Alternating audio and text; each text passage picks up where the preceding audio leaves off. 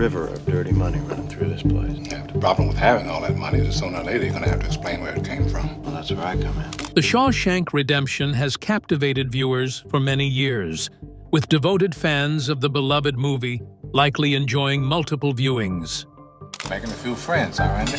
I wouldn't say friends. I'm a convicted murderer who provides sound financial planning. It's a wonderful pet to have. While you may have watched this masterpiece numerous times, there are certain undisclosed details and insider secrets that may have escaped your notice. And who is better to reveal these than the incredible cast themselves? In this video, we'll explore the fascinating insights and hidden facts about the film The Shawshank Redemption that the cast of this masterpiece has shed light on. Basis of the film. The film is based on a Stephen King novel. Stephen King, famous for his scary books, is often called the King of Horror. He has also dabbled in other types of stories like thrillers, crime, sci-fi, fantasy, and mysteries. A set of 4 shorter novels marked a significant change from his usual horror genre. Some of the movies based on King's works include Carrie, The Shining, The Dead Zone, Christine, Stand By Me, Misery, The Shawshank Redemption, Dolores Claiborne, The Green Mile, and It. King got a $5,000 check for the picture rights, but he never cashed it. Years later, he framed the check and gave it to director Frank Darabont, saying, "In case you ever need bail money, Steve Love." Now, let's explore what went in between the director and casts.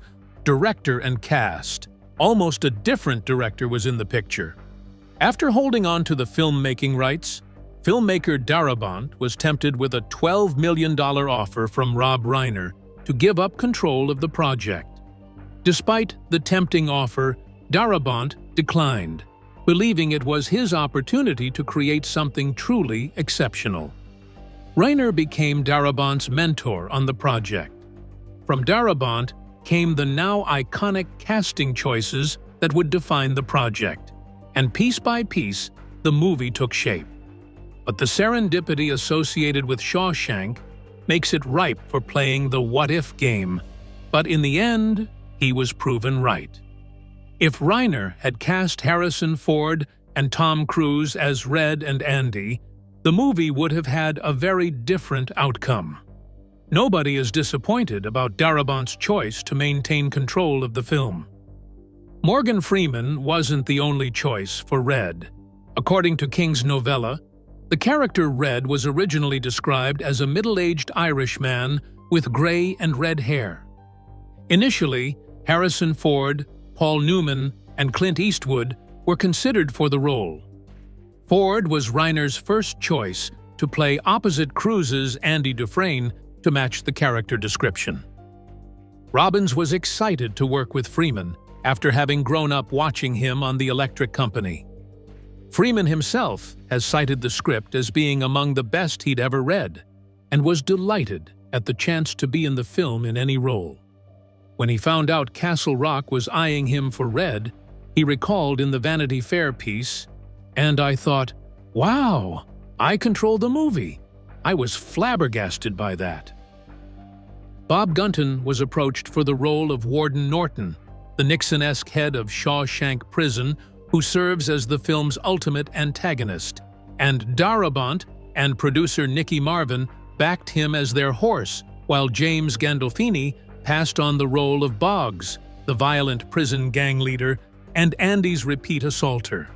William Sadler as Haywood, a member of Red's gang of long-serving convicts, Clancy Brown as Byron Hadley, the brutal captain of the prison guards, Gil Bellows as Tommy Williams, a young convict imprisoned for burglary in 1965, and James Whitmore as Brooks Hatlin, the elderly prison librarian, imprisoned at Shawshank for over 5 decades.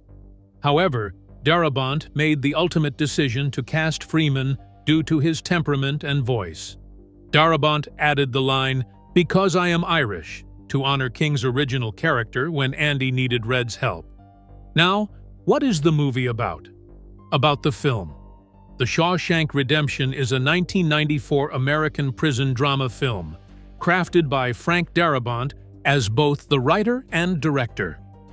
It is adapted from Stephen King's 1982 novella, Rita Hayworth and The Shawshank Redemption. The narrative follows Andy Dufresne, played by Tim Robbins, a banker wrongfully convicted and sentenced to life imprisonment at Shawshank State Penitentiary for the death of his wife and her lover, despite his claims of innocence. Frank Darabont acquired the film rights to Stephen King's story in 1987, but actual development did not commence until 5 years later. He wrote the script in just 8 weeks.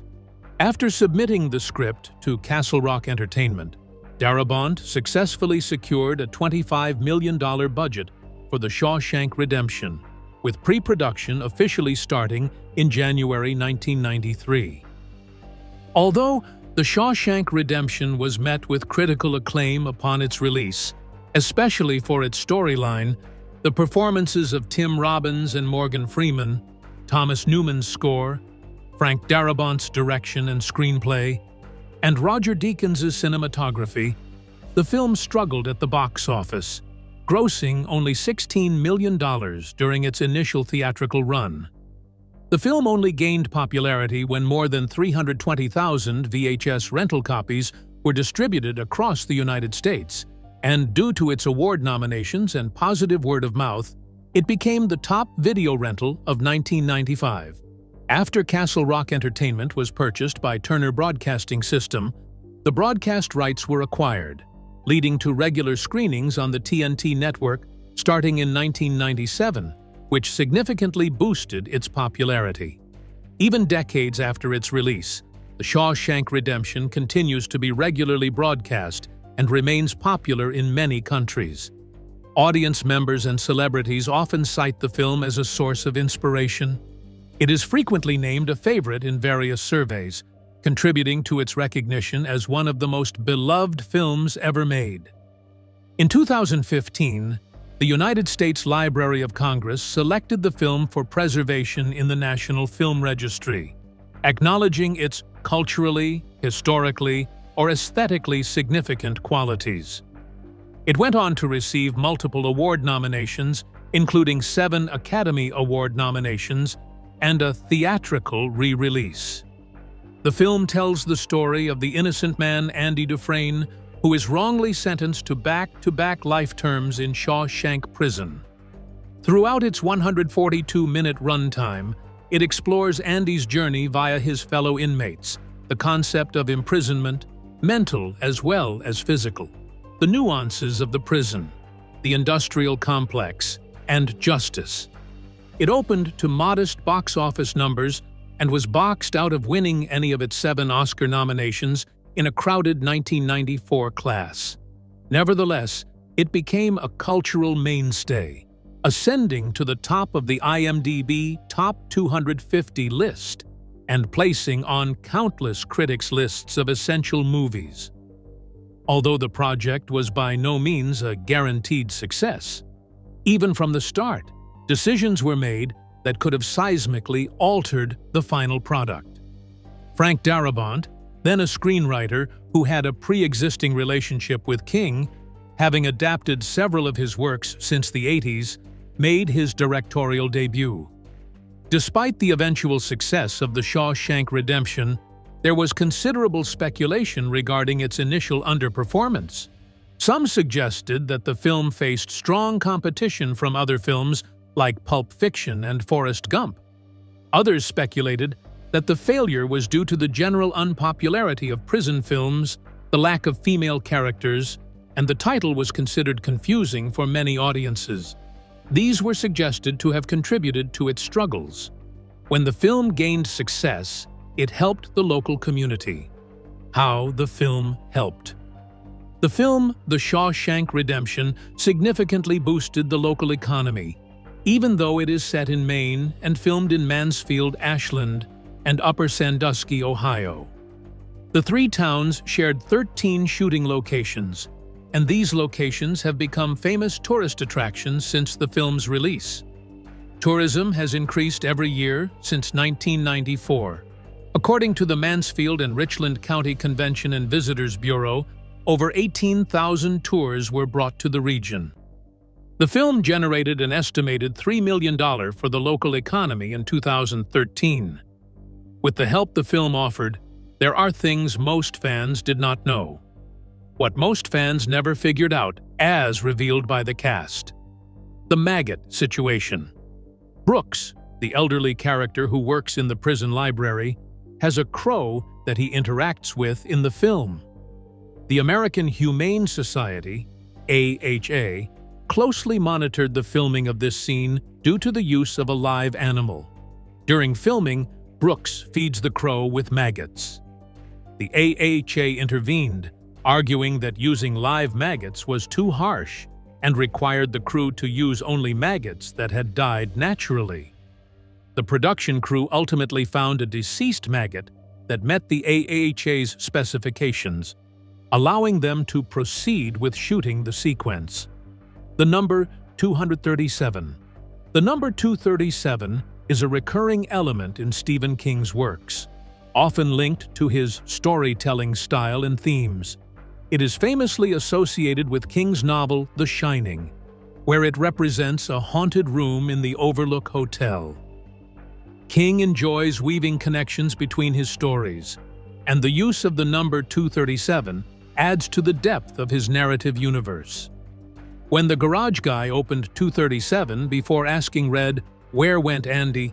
director Frank Darabont chose to incorporate the number 237 in the film, connecting it to King's broader body of work. Additionally, 237 ties to the amount of money the characters had in King's novella The Body, which was adapted into the film Stand By Me. Red's previous life. When Andy questioned Red about why he was in Shawshank, he said he committed something bad. While the film touches on these elements, the novella provides a more in-depth exploration of Red's character and motivations. Red died after serving 3 life sentences for the death of his wife, his neighbor's wife, and his neighbor's kid. Redding disabled the brakes on his wife's automobile to collect an insurance policy, but he hardly expected his neighbor's wife and kid to be in the vehicle.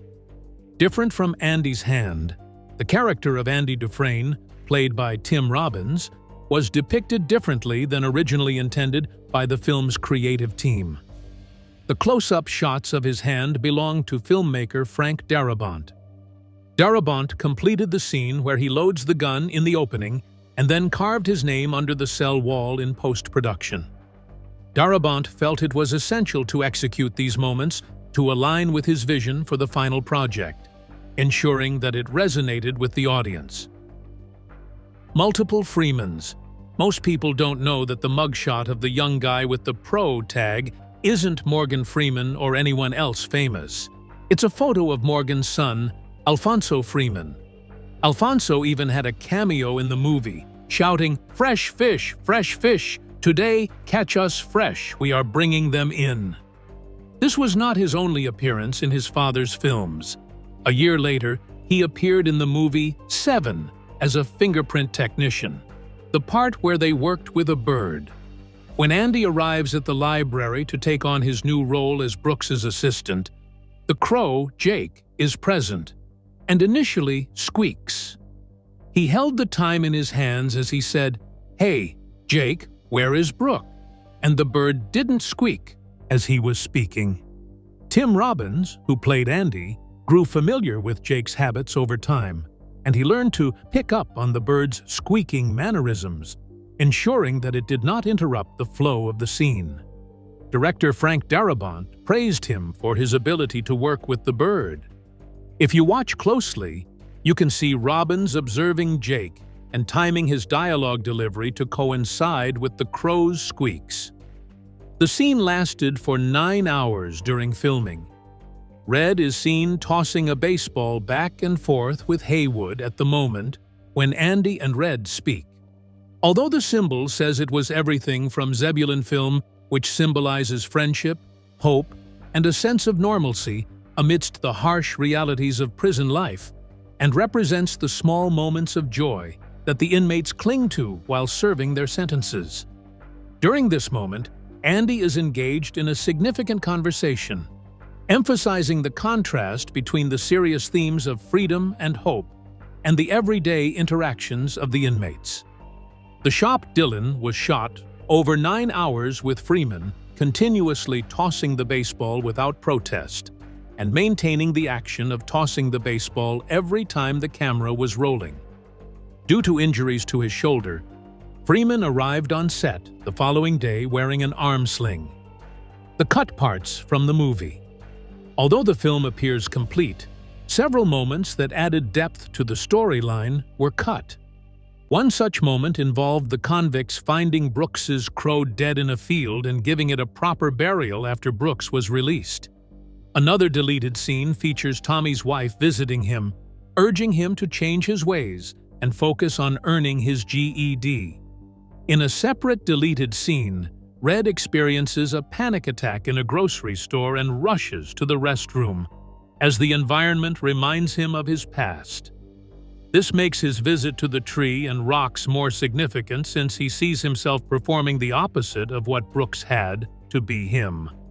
The problem with the recording.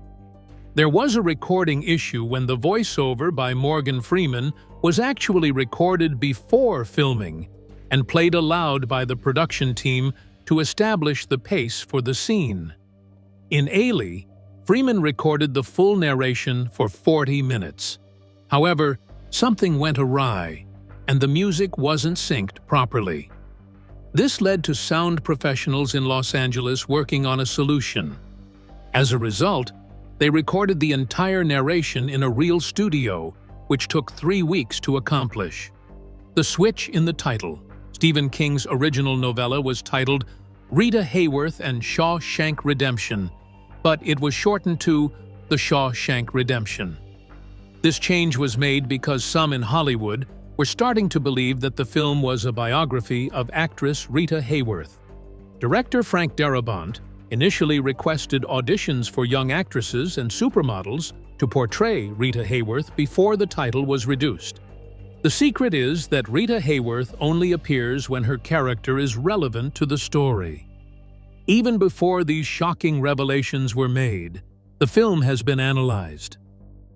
The additional actors were previously incarcerated individuals.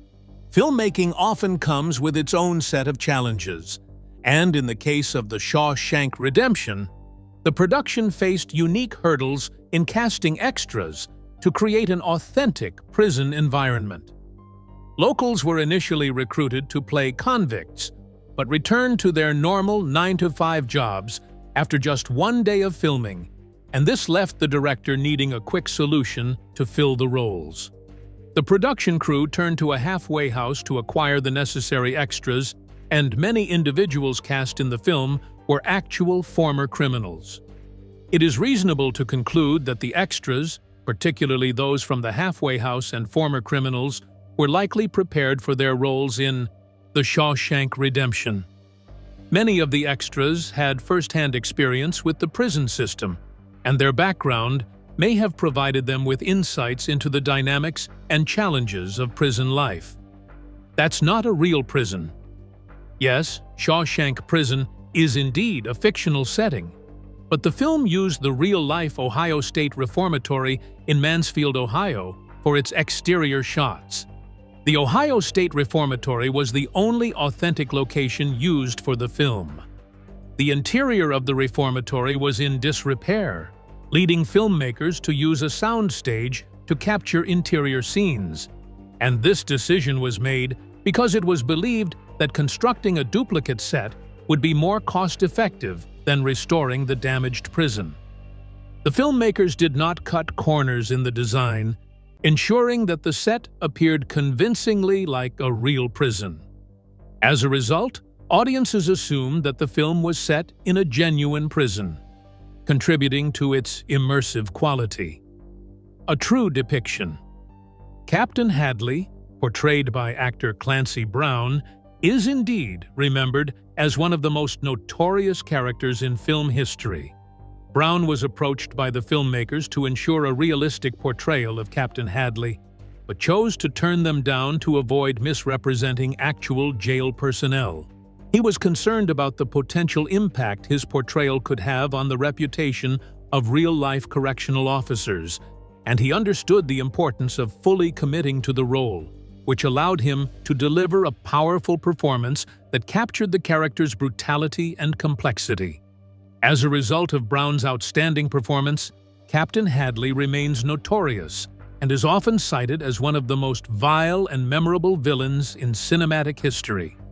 That sewage is fake. In the film's finale, the breakout scene is significant and memorable, as the scene involves him wading through what appears to be human feces. Fortunately for actor Tim Robbins, the feces were not real. Instead, it was a concoction made of chocolate syrup, sawdust, and water. Because he was not forced to serve through real human feces by the filmmakers, the slush was far more delicious than you would imagine. Visitors to the historic sets have humorously noted that the pipes still smell like chocolate, a quirky reminder of the film's production. The entire collection nearly went up in flames. The construction and filming of The Shawshank Redemption involved some unique challenges and creative solutions. The Shawshank prison set was constructed entirely by hand. Featuring plastic sheets covering the windows. The use of plastic was intended to create the illusion of daylight in the gliding corridors, and the plastic was a fire hazard, as it could catch fire if lights were placed too close. Notably, a fire did break out due to the plastic catching fire, but fortunately the director and an extra used coffee to extinguish the flames before they escalated. The set would have burned down that day thanks to a long-term coffee addiction. Shawshank citations. Stephen King has a strong affinity for Shawshank Prison, frequently referencing it in his works. King regards Shawshank Prison as a pivotal setting in several of his scary tales and often incorporates it into his narratives. He enjoys creating connections between his various stories based on one of King's books, a movie, The Lawnmower Man, featuring a lawyer threatening to send her husband to Shawshank for his crime against their daughter. His novels, The Fifth Quarter, Needful Things, The Stand, and Dolores Claiborne all refer to Shawshank Prison. These references not only illustrate King's fascination with Shawshank, but also contribute to the prison's cultural significance within the horror and fiction genres. Shawshank memorabilia. Over time, Ohio has turned into a well-liked spot for visitors because of the Shawshank Redemption. Various nearby stores sell items linked to the movie, such as Shawshank Bundt cakes and reformatory red wines, which are available along the Ohio Shawshank Trail. Moreover, some tourists enjoy a piece of redemption pie from a pizza place owned by two cousins, not receiving an award. Not one award. Despite the film receiving 7 Academy Award nominations, Thomas Newman has yet to be nominated for production design for The Shawshank Redemption. Interestingly, even though he won 2 Oscars for his production work in the 1960s, he was overlooked. Frank Darabont, the filmmaker, mentioned that Marshalsea was so lifelike that no one could have mistaken it for anything other than a soundstage. He expressed regret, stating that Thomas Newman belongs to the category of those who are recognized for their contributions, but not always acknowledged. Who referred the cinematographer. It was Tom Robbins who referred to the cinematographer when he took the role of Andy. The look of Shawshank is a big part of its success. You can thank cinematographer Roger Deakins for that. Considered one of the all-time best at his chosen profession, he has been nominated for 15 Oscars, winning twice. Deakins is a longtime collaborator of the Coen brothers, which is how Tim Robbins met them. King's name was largely kept out of the promotions. King is one of the most popular and prolific authors ever. You'd think his name would be a big part of the promotion. Some movies and TV shows have been sold primarily on King's involvement. Shawshank was different, though. They barely mentioned King when it came to promoting the movie release. The studio wanted a more prestigious audience and felt that with the association of Kings and his story, fans might just be full. The tree from the movie no longer stands. In the film, Andy leaves a note under an oak tree for Red that directs Red to their reunion in Mexico. It became known as the Shawshank tree and became a bit of a tourist attraction. Then, in 2011, the tree was struck by lightning. While the tree stayed up, it was damaged, and in 2016, strong winds finished the job of taking down the Shawshank tree. In 2017, they cut the tree down and used it to make Shawshank memorabilia. Darabont directed 2 more King adaptations after Shawshank. Darabont is a fan of King. He has directed 2 more films based on King's stories. One of them, The Green Mile, was a big hit and got Oscar nominations. The other, The Mist, has its fans, but was not quite as popular. Freeman has never narrated a film before Shawshank. Freeman serves as the narrator for The Shawshank Redemption. These days, we're used to Freeman's sonorous voice narrating a movie or TV show. It's practically a trope at this point. He narrates documentaries like March of the Penguins. Of course, Freeman hasn't been narrating movies forever, even if it seems like it. In fact, Shawshank was his first time providing a film's narration. Tom Cruise attended table reads for Andy, but turned the movie down. As with any movie, there are casting plans that never come to fruition. One of those for this film involved Tom Cruise. Cruise went so far as to attend table reads for the role of Andy, the lead of the movie. However, Cruise was reticent to work with a director as inexperienced as Darabont. That left the opening for Robbins to step in. Darabont didn't want Hadley to be too realistic. Clancy Brown said he received offers from real-life corrections officers to help make his portrayal of Hadley realistic. He was going to do it, but when he spoke to Frank Darabont, he told him to turn them down. Darabont told Brown that how we see Hadley isn't necessarily how he is. It's how Andy and Red see him. Which is interesting. Darabont took inspiration from one of the greats.